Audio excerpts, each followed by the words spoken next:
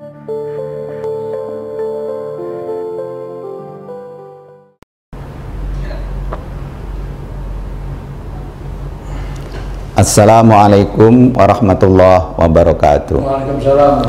Alhamdulillahilladzi hadana li hadza wa ma kunna linahtadiya laula an hadanallah. Asyhadu an la ilaha illallah wa asyhadu anna Muhammadar Rasulullah.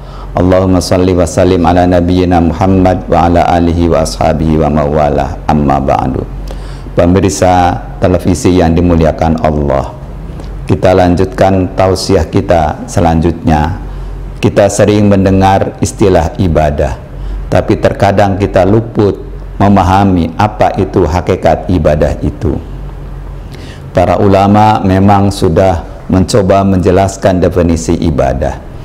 Di antaranya yang mau saya jelaskan pada kesempatan ini adalah salah satu definisi ibadah yang mencakup semua definisi yang sudah dijelaskan oleh para ulama.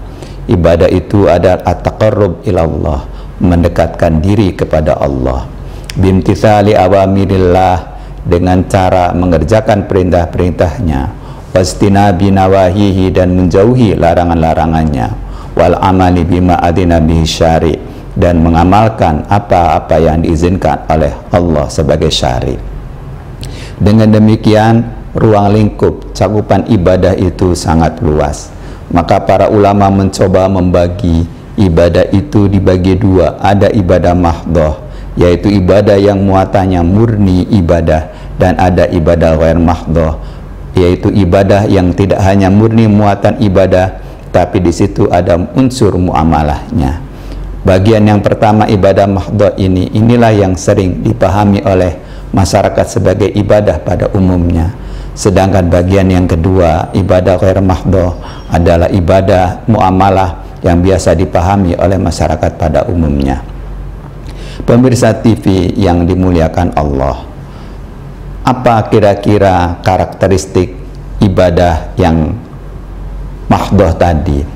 Ibadah mahdhah ini adalah ibadah yang jenisnya dan tata caranya sudah dijelaskan oleh Allah dan Rasul-Nya.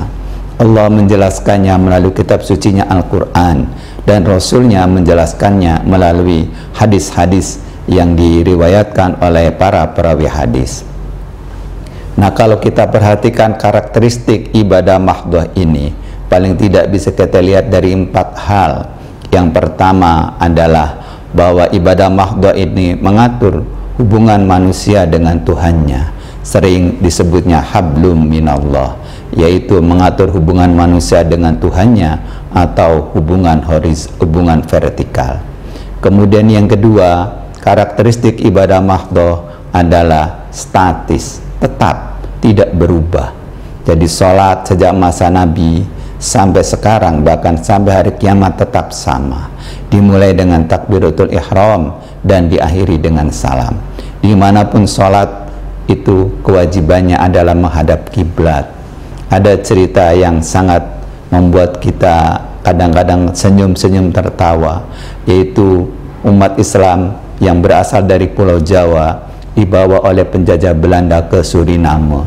Biasa di sini sholatnya menghadap ke barat, maka sudah sampai di Suriname mereka sholatnya menghadap ke barat, padahal kiblatnya, Ka'bahnya, berada di sebelah timur. Sehingga di Suriname itu ada masjid yang satu menghadap ke barat, yang satu menghadap ke timur, padahal jarak antara dua masjid itu tidak terlalu jauh. Kenapa itu bisa terjadi? Karena mereka beribadah tapi tidak mengetahui ilmunya. Sehingga penting sekali beribadah itu harus mengetahui ilmunya.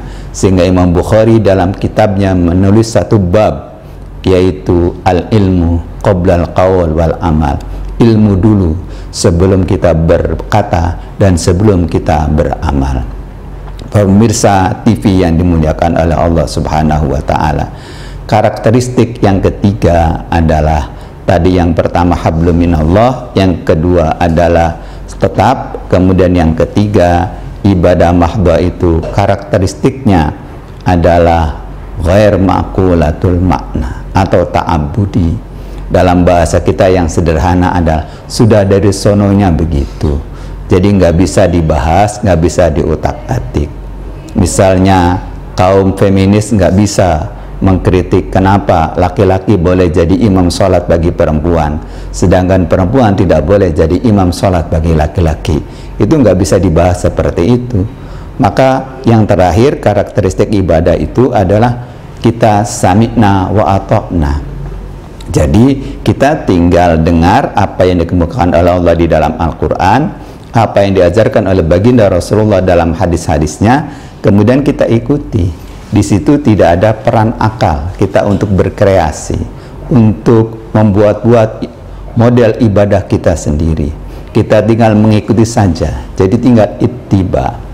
Pemirsa televisi yang dimuliakan oleh Allah, maka berdasarkan uraian tersebut dapat disimpulkan bahwa ibadah mahdhah, ibadah dalam arti khusus ini, kita melakukannya dengan cara mengikuti apa yang dituntunkan oleh Allah dan Rasulnya.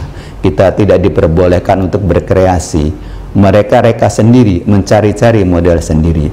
Bagi kita cukuplah panutannya adalah Rasulullah Sallallahu Alaihi Wasallam. Sebab kalau tidak sesuai, maka namanya bukan ibadah tetapi bid'ah. Kalau bid'ah bukan pahala yang didapat, malah dosa. Demikian yang dapat saya sampaikan, mudah-mudahan ada manfaatnya. Apabila ada kehilafan dan kealfaan, saya mohon maaf. Billahi taufiq wal hidayah. Wassalamualaikum warahmatullahi wabarakatuh. Waalaikumsalam warahmatullahi wabarakatuh.